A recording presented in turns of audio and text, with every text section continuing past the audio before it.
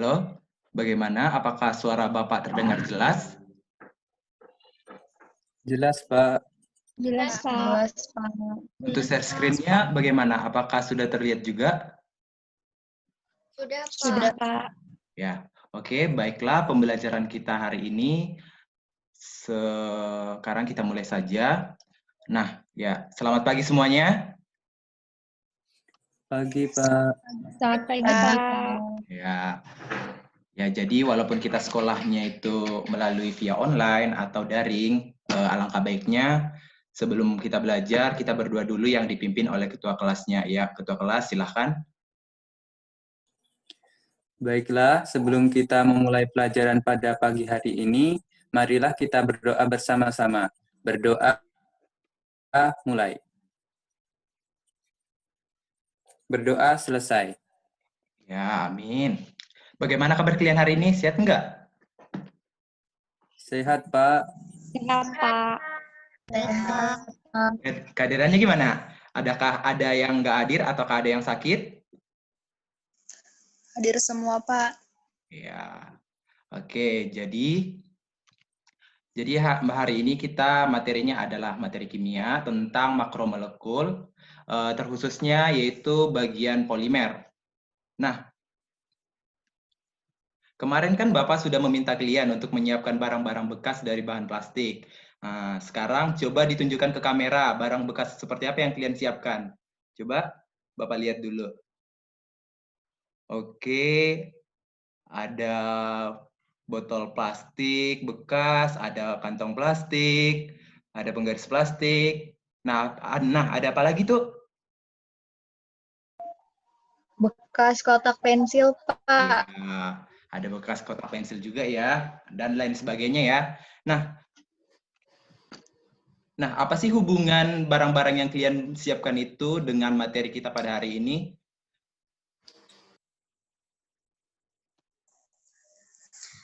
Barang itu berbahan plastik, di mana plastik itu merupakan contoh polimer, Pak. Iya, betul sekali. Jadi plastik itu merupakan salah satu contoh produk dari senyawa polimer ya, yang bisa kita lihat wujudnya. Nah, sekarang coba sebutkan contoh-contoh lain, apa saja sih alat-alat polimer yang ada di rumah kalian. Bapak minta coba Ade Sinta, coba sebutkan nak. Ada teflon, kemudian kursi plastik, kemudian meja plastik, Pak. Oke, jadi ada teflon, ada berupa kursi plastik, ada juga berupa meja plastik. Nah, jadi anak-anak dengan mempelajari materi ini, kita akan bisa mengklasifikasikan produk-produk polimer yang ada di dalam kehidupan kita sehari-hari. Contohnya, kalian sudah mulai tahu nih, seperti apa sih bentuk-bentuk polimer ini itu, dan bagaimana wujudnya seperti itu. Jadi tetap semangat ya, nak, untuk belajarnya.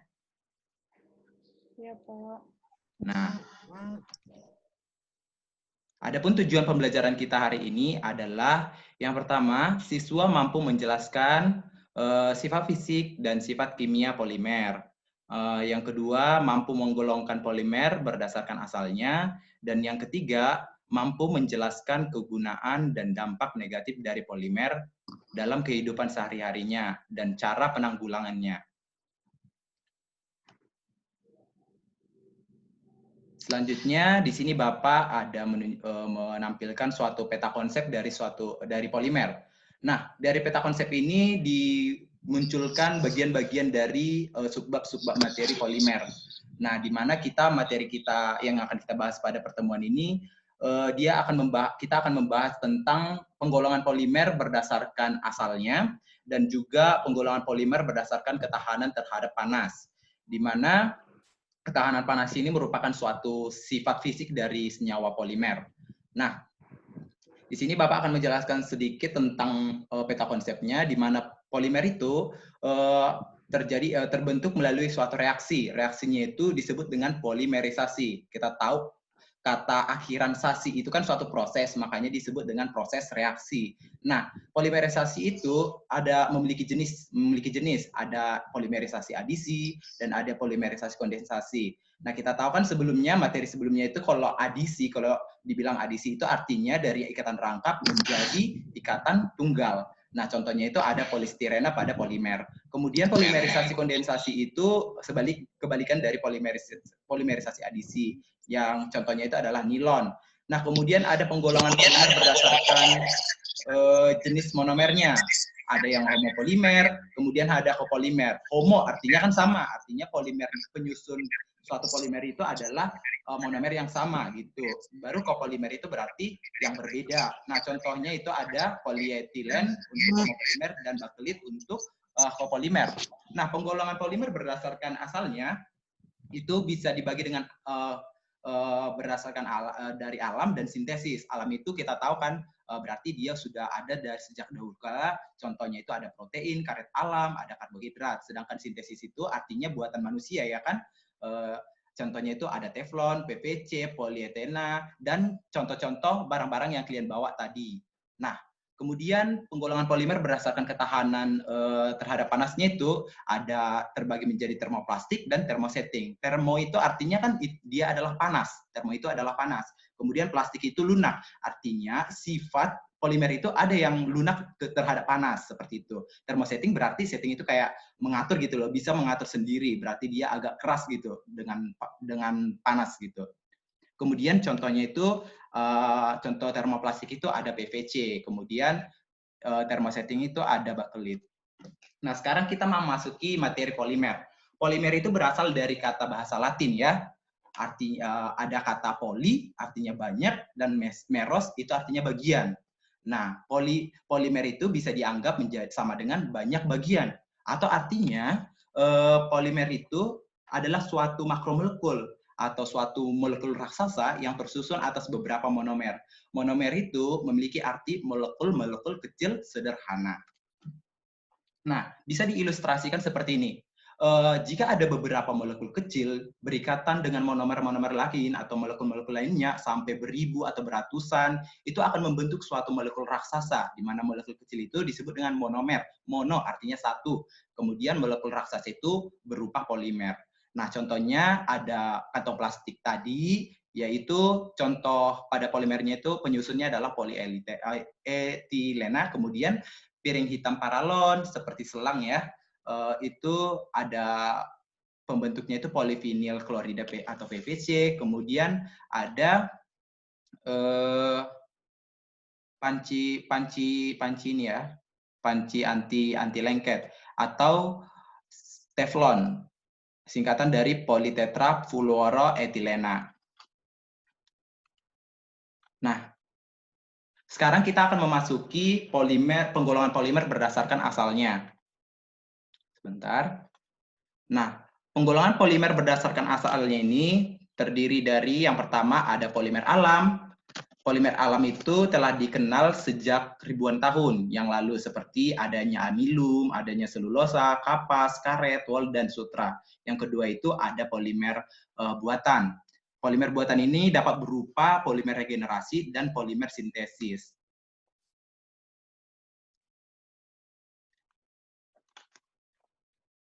Nah, di sini Bapak ada. Nah, di sini Bapak akan menampilkan sebuah video mengenai tentang polusi sampah plastik. Nah, coba nanti silahkan dipahami dan disimak dengan baik-baik ya, Nak, untuk didiskusikan.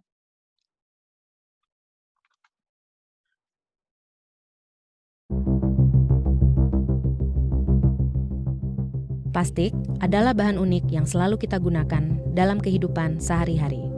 Dari minuman kemasan sampai komponen elektronik. Plastik adalah cara kita memindahkan makanan dan produk di seluruh dunia. Tapi, setelah digunakan selama puluhan tahun, bahan hebat ini telah menjadi salah satu ancaman terbesar planet bumi. Plastik tak hanya berdampak pada lingkungan, tetapi juga tubuh kita. Sekarang, kita perlu memutuskan untuk menggunakan plastik dengan lebih bijak atau melihat anak cucu kita tersiksa akibat kelalaian kita. Alasan yang membuat plastik ideal, yakni murah, dapat diandalkan, dan tahan lama, seharusnya menjadi keuntungan. Tapi, semua itulah yang menjadikan plastik ancaman bagi lingkungan kita. Setiap tahun, kita di Indonesia memproduksi lebih dari 5,6 juta metrik ton plastik baru. Itu setara dengan sekitar 40.000 populasi paus biru, hewan terbesar di dunia. Itu baru di Indonesia, belum di seluruh dunia. Hanya sebagian kecil plastik, kurang dari 10%-nya, yang berhasil didaur ulang dan digunakan kembali. Bagaimana dengan sisanya? Itu semua berakhir di sini. Ini pemandangan TPA di pinggir kota Jakarta, tempat sampah plastik dari pusat kota dibuang. Masalahnya, perlu waktu ratusan tahun untuk mengurai plastik. Jadi, kita bisa menemukan sampah yang sudah ada sejak pertama kali kita menggunakan plastik. Menurut beberapa penelitian, jumlah plastik di TPA mencapai 6,4 miliar ton. Kapal kontainer besar ini bagaikan kota terapung. Tapi, dibutuhkan 41.000 kapal macam ini untuk menyamai berat sampah plastik di seluruh dunia. Apa yang terjadi jika plastik tidak terbuang ke TPA? Banyak yang akhirnya terbuang ke sini. Ini adalah lokasi menyelam di Tulamben, di lepas pantai Bali. Atraksi populer di kalangan wisatawan yang sekarang menjadi seperti ini. Ikan-ikan berenang melewati lautan sampah. Yang menyedihkan, itu bukan bagian terburuknya. Ini adalah pulau sampah di Laut Karibia. Di Samudra Pasifik, pulau-pulau sampahnya lebih besar lagi. Kita mungkin tak melihatnya setiap hari, tapi pulau-pulau ini nyata. Semua plastik ini akhirnya terurai, tapi tidak akan hilang. Partikel-partikel plastik dimakan organisme terkecil di lautan. Kemudian, mereka dimakan oleh organisme yang lebih besar, lalu yang lebih besar lagi, sampai akhirnya plastik ada di ikan yang kita makan dan berakhir di perut kita.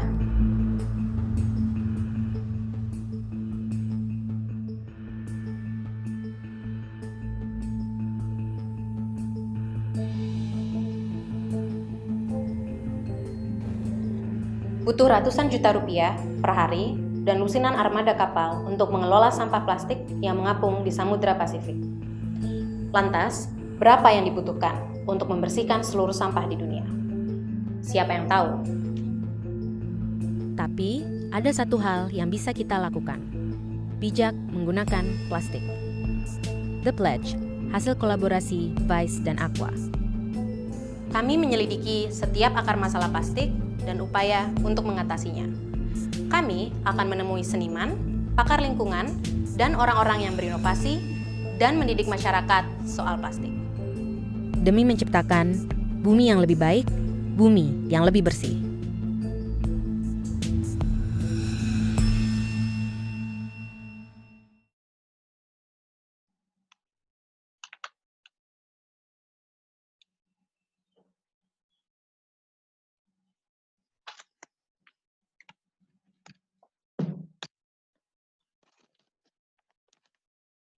Nah, gimana? Apakah suara Bapak kedengaran lagi nih? Kedengaran, Dengar, Pak. Pak. Ya. Dengar, Pak. Oke, jadi dari penjelasan video yang kalian simak, nah coba kalian pecahkan masalah berikut ini. Silahkan berdiskusi kelompok sesuai dengan kelompok kalian biasanya ya. Topik masalah 1 akan diselesaikan oleh kelompok, akan didiskusikan oleh kelompok 1, topik masalah 2 oleh kelompok 2, dan topik masalah 3 diselesaikan oleh kelompok 3. Kalian bisa berdiskusi melalui via WA grup kalian masing-masing. Bapak di sini akan memberikan waktu sekitar 10 menit. Setelah itu kalian harus mempresentasikan hasil diskusi kalian melalui jawaban soal yang kalian dapatkan. Oke, waktu dan tempat sekarang di CF dan ruang, Bapak silakan ya. Baik, Pak.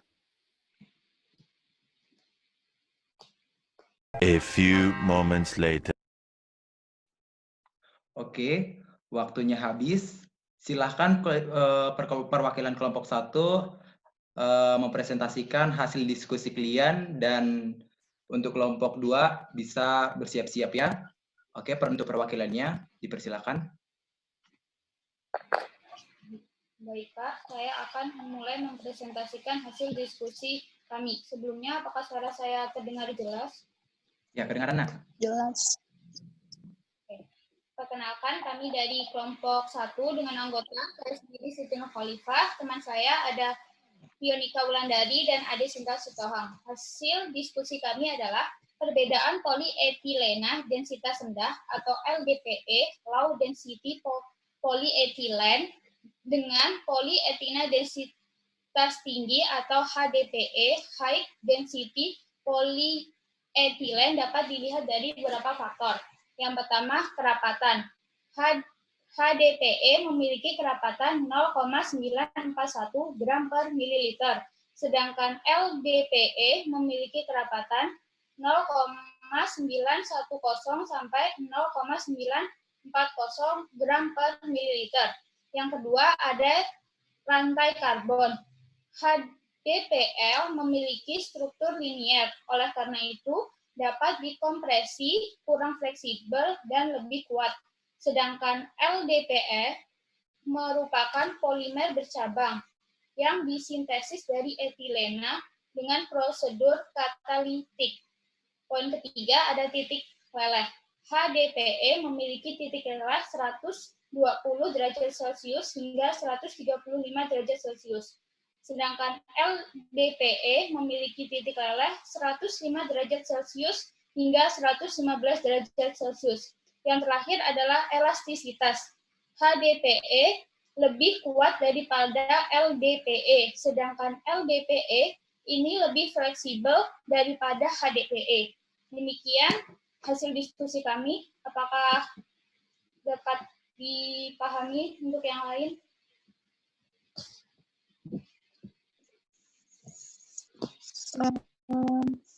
Saya bisa bertanya, Pak? Oke, silahkan. Untuk kelompok 1, perkenalkan saya Nina dari kelompok 2. Yang ingin saya tanyakan adalah bagaimana perbedaan contoh aplikasi umum dari kedua polimer tersebut agar kita bisa membedakannya. Terima kasih. Baik, saya akan mencoba menjawab pertanyaan dari Nina. Untuk dapat membedakan antara HDPE dan LDPE, kita dapat melihat dari aplikasi umum yang ada di sekitar kita. Misalnya, contoh HDPE adalah botol plastik, wadah penyimpanan makanan, binatu, botol pembersih rumah, wadah pengiriman, susu, air, tabung jus, botol deterjen, tas belanjaan, tempat sampah daur ulang, dan pipa air. Sedangkan contoh LDPE yang ada di sekitar kita adalah kantong untuk dry cleaner dan koran, pembungkus penyusut, film, botol yang dapat diperas, misalnya madu atau muskat, tas roti, dan kantong sampah. Bagaimana, Nina? Apakah sudah jelas? Ya, sudah jelas. Terima kasih, Khalif. Ya, jadi penjelasan kelompok 1 itu sudah cukup spesifik ya, sudah sangat bagus juga. Nah, jadi HDP itu dan LDPE itu adalah tingkat polietilen yang berbeda, dan perbedaan utamanya itu di antara mereka adalah suatu keselarasan molekul primer. Nah, akibatnya itu nanti mereka mungkin memiliki sifat fisik yang berbeda-beda dan aplikasi yang berbeda-beda juga. Nah, untuk itu silakan selanjutnya kelompok 2 untuk mempresentasikan hasil diskusi kalian, dan siap-siap untuk kelompok 3 ya. Silakan, Nak. Baik, Pak. Terima kasih atas kesempatannya. Perkenalkan, kami dari kelompok 2 yang beranggotakan saya sendiri, Hernita, Nina, dan Winda. Di sini Winda tidak dapat hadir karena sakit. Kami akan memaparkan hasil diskusi kami, yaitu jadi polimer buatan itu dapat berupa polimer regenerasi dan polimer sintesis. Polimer regenerasi adalah polimer yang dimodifikasi, contohnya rayon, yaitu serat sintesis yang dibuat dari kayu atau selulosa. Yang kedua, itu polimer sintesis adalah polimer yang dibuat dari molekul sederhana monomer dalam pabrik. Contohnya plastik, polietilena, PVC, polipropilena, teflon, karet, neoprena, karet, SBR, nilon, dan tetoron. Demikian yang presentasi yang dapat kami sampaikan. Apakah ada yang ingin ditanyakan? Baiklah, di sini saya akan bertanya. Sebelumnya, terima kasih untuk waktu yang sudah diberikan untuk saya. Perkenalkan, saya Francisca dari kelompok 3. Di sini saya ingin bertanya, apakah polimer regenerasi memiliki modifikasi dalam tubuh manusia juga? Oke, baiklah. Di sini saya akan menjawab. Ya, betul. Contohnya itu karbohidrat yang kita konsumsi, protein akan tetapi lemak itu tersebut dalam bagian non-polimer. Bagaimana sih? Apakah sudah paham? Baiklah, saya sudah paham. Terima kasih, Nita. Sama. Ya, jadi dari penjelasan materi topik masalah yang kedua ini adalah dia polimer itu nanti dia tidak meliputi dari lemak, dan karena itu ada perbedaan antar penyusunnya nanti. Jadi penjelasan dari kelompok 2 ini sudah cukup jelas juga. Jadi kita lanjut saja langsung ke kelompok 3. Baiklah, kepada kelompok 3 dipersilahkan untuk mempresentasikan hasil diskusi kalian. Nah, silahkan. Baik, Pak. Di sini saya mewakili kelompok 3 yang beranggotakan saya sendiri, Teguh Kurniawan, kemudian Anissa, dan Francisca. Nah, untuk menjawab perumusan masalah yang nomor 3 ini, menurut diskusi dari kelompok kami, manfaat polimer yang pertama bisa sebagai bahan perangkat sehari-hari. Kemudian dapat dipakai sebagai kemasan makanan dan minuman. Yang ketiga, dapat digunakan sebagai bahan pakaian. Kemudian yang keempat, bersifat ekonomis.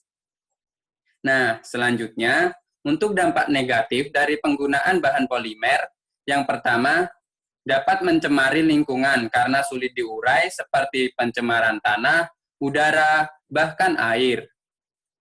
Selanjutnya, yang kedua, dapat menyebabkan gangguan kesehatan. Yang ketiga, mudah terbakar. Yang keempat, lama terurainya. Selanjutnya, bagaimana cara kita untuk menanggulangi dampak polimer tersebut? Nah, untuk menanggulangi dampak polimer tersebut dapat kita gunakan. Yang pertama, kurangi penggunaan plastik. Yang kedua, sampah plastik harus dipisahkan dengan sampah organik, sehingga dapat didaur ulang. Kemudian yang ketiga, jangan membuang sampah plastik sembarangan. Yang keempat, sampah plastik jangan dibakar. Kemudian yang kelima, membuat kerajinan dari plastik. Yang keenam, dapat kita merancang inovasi baru dengan membuat plastik yang mudah terurai. Itu saja dari kelompok 3. Saya mewakili kelompok 5. Ini seperti yang ada. Ini contohnya di bawah atau dari ini. Saya baik, untuk saya persilakan.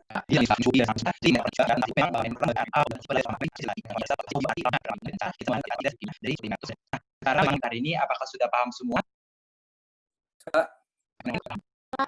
Baguslah kalau sudah paham semua ya. Sebagai kesimpulan, silahkan dicatat atau di-share hasil penugasan kalian ke teman-temannya, dan jangan lupa lebih diperdalam lagi ya di rumah. Nah, Baik, Pak. karena waktu kita juga sudah memadai dan sudah habis, untuk itu Bapak akhiri sampai di sini dulu. Selamat pagi semuanya. Pagi, Pak. Pagi, Pak.